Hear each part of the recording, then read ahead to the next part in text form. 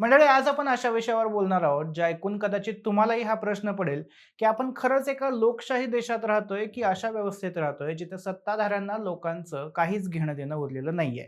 आजचा विषय हा वरवर तुम्हाला केवळ एखाद्या राजकीय पक्षाचा किंवा एखाद्या व्यक्तीचा वाटू शकतो, मात्र या विषयाकडे कुठल्याही पक्षाच्या चष्म्यातून पाहण्यापेक्षा आपल्या देशातील विद्यार्थ्यांच्या दृष्टीनं पाहिलं तर कदाचित तुम्हाला त्याचं गांभीर्य लक्षात येईल. कॉक्रोच जनता पार्टी हा विषय सध्या आपल्या देशात चेष्टेचा, मस्करीचा आणि मीम्सचा झालाय. त्यांच्या दिल्लीतील आंदोलनाला 22-23 दिवस उलटून गेलेत. देशभरातील विद्यार्थ्यांसाठी या आंदोलनात सोनम वांगचुक हे देखील गेल्या 15-16 दिवसांपासून आमरण उपोषणाला बसलेत. त्यांची प्रकृती आता अधिक गंभीर झाली आहे आणि तरीही या सगळ्या मुद्द्यावर सरकार गप्प आहे.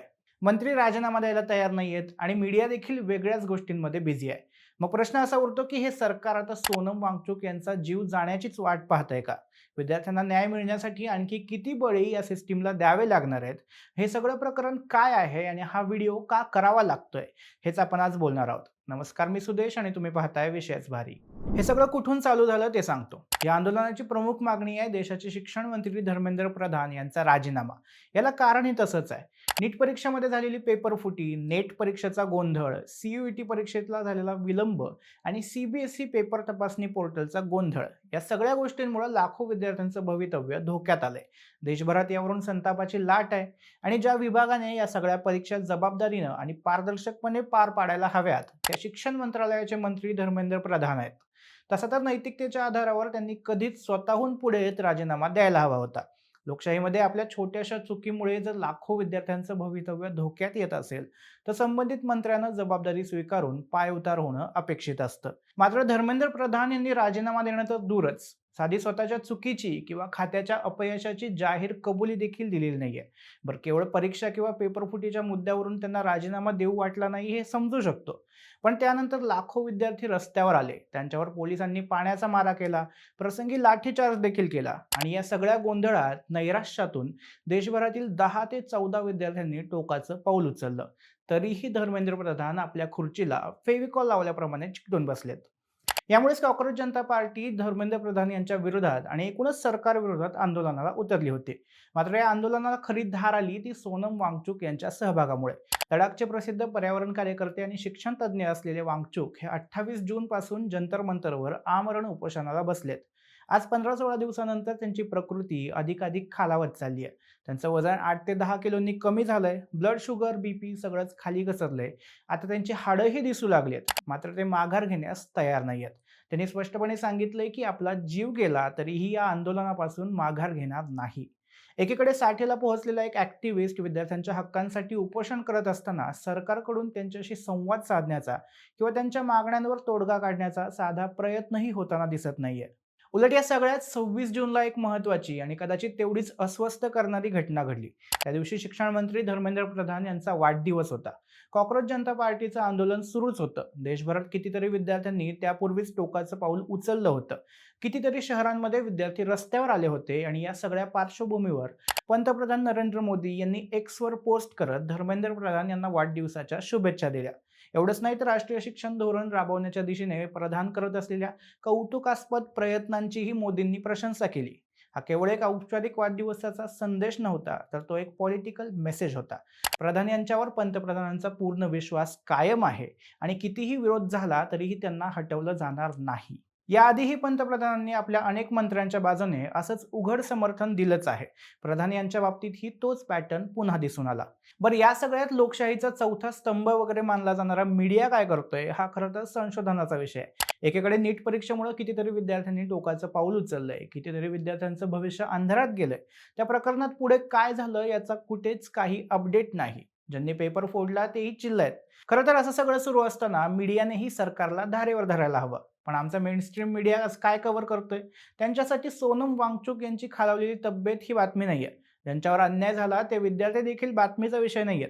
सरकारच्या विरोधात तर बोलणं सोडाच, त्यांच्यासाठी बातमी काय आहे? तर अभिजित दिपके. तो काय खातो, काय पितो, त्याच्या वैयक्तिक आयुष्यात काय चाललंय, तो आधी कुठे काम करत होता, या सगळ्यावर न्यूज चॅनल्सवर स्पेशल शो होत आहेत.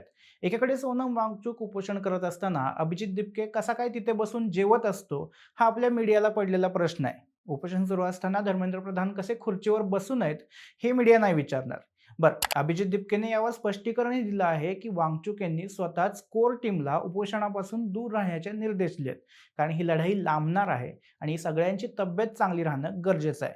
पण हे स्पष्टीकरण समोर येईपर्यंत खूप उशीर झाला होता. आपल्या मेनस्ट्रीम मीडियामध्ये विद्यार्थ्यांचा मूळ मुद्दा बाजूला पडला आणि सगळ्या चर्चा, ट्रेंड्स हे अभिजित दिपकेच्या नूडल्स खाण्याभोवती फिरत राहिले. पण मग मुद्दा हा उरतो, की आपण एक समाज म्हणून या सगळ्याकडे कसं पाहतोय? आपणही सरकार आणि मीडियाने टाकलेल्या जाळ्यात अडकतोय का? आपण अभिजित दिपकेच्या खाण्यापिण्यावर चर्चा करत बसलो, तर देशभरात रस्त्यावर येऊन आंदोलन करणारे विद्यार्थी आपोआपच बाजूला पडतील. आज जे विद्यार्थी रस्त्यावर आहेत, ती देखील कुणाची तरी मुलं आहेत, कुणाचे भाऊ आहेत, कुणाच्या बहिणी आहेत. आपल्या ओळखीतही कुणीतरी नीटची परीक्षा दिली असणार, कुणी CBSEची परीक्षा दिली असणार. या सगळ्या राजकारणात या विद्यार्थ्यांची काय चूक आहे? या सिस्टीमवर विश्वास ठेवून त्यांनी चूक केली आहे का? या सिस्टीमकडे ते न्याय मागतायत आणि ही व्यवस्था त्यांचं ऐकून घेण्यासाठीही तयार नाहीये. कॉकरोच जनता पार्टी हा सध्या सगळीकडे केवळ मीम्स आणि चेष्टेचा विषय झालाय आणि या गोष्टीला मीडियासोबतच आपणही खतपाणी घालतोय, ज्यामुळे विद्यार्थ्यांसाठीचं आंदोलन देखील मस्करीचा विषय होत चाललाय. खरं तर सरकारला आपल्या विरोधातील आंदोलन चिरडायला खूप मेहनत करायला लागणं अपेक्षित असतं. पण मीडियाला हाताशी धरून सरकार अगदी सहजपणे या आंदोलनातली हवाच काढतंय आणि आपण त्यावर दात काढतोय. हा व्हिडिओ करण्याचा उद्देश सरकारच्या विरोधात किंवा CJPच्या बाजूनं बोलणं असं नाहीये. खरं तर धर्मेंद्र प्रधान यांच्या राजीनाम्यानं लगेच परीक्षा व्यवस्थेत आमूलाग्र बदल होतील असं नाहीये किंवा मग आपण गमावलेले विद्यार्थी परत येतील असंही नाही. पण हा राजीनामा यासाठी गरजेचा आहे कारण विद्यार्थ्यांसमोर तो एक योग्य संदेश जावा. त्यांच्या लोकशाहीवर विश्वास कायम राहावा. सरकार आपल्यासाठीच आहे आणि आपलं ऐकतं, जो चुकतो तो जबाबदारी घेतो, अशा सगळ्या गोष्टींवर विद्यार्थ्यांचा विश्वास बसावा हे महत्वाचं आहे. त्यांना जर आत्ताच जाणवलं की या देशात कितीही मोठी चूक करून तुम्ही उजळ माथ्याने फिरू शकता, तर त्यांचा माइंडसेट हा तसाच होणार आहे आणि हे एका पिढीसाठीच नाही तर पुढच्या अनेक पिढ्यांसाठी देखील धोक्याचं ठरणार आहे. आता या सगळ्याचा शेवट कुठे होणार हा खरा प्रश्न आहे. CJPने 20 जुलैला संसदेकडे मोर्चा काढण्यासाठी घोषणा केली आहे आणि जर तोपर्यंत सरकारने चर्चेला सुरुवात केली नाही तर हा मोर्चा अटळ आहे, असं संघटनेनं स्पष्ट केलंय. पण दुसरीकडे आंदोलनाच्या अंतर्गत उडालेला गोंधळ, नेतृत्वावर उठणारे प्रश्न आणि मीडियाचं दुर्लक्ष यामुळे हे आंदोलन आपली मूळ दिशा टिकवून ठेवेल का हे सांगणं देखील कठीण झालंय.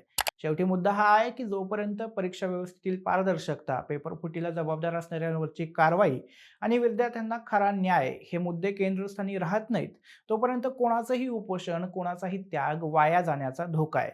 सोनम वांगचुक यांची तब्येत आणखी किती दिवस हा ताण सहन करू शकेल हे कोणालाच माहीत नाही आणि सरकार अजूनही मौन बाळगून आहे. हे आंदोलन विद्यार्थ्यांना न्याय मिळवून देणार की या माणसाचा बळी घेणार याचं उत्तर येत्या काही दिवसातच स्पष्ट होईल. पण तुम्हाला या सगळ्या विषयावर काय वाटतं? हे आंदोलन खरंच विद्यार्थ्यांसाठी आहे की निव्वळ राजकीय आहे? तुमची मतं आम्हाला कमेंटमध्ये नक्की सांगा आणि विषयाच बदलच्या YouTube चॅनलला सबस्क्राईब करायला विसरू नका.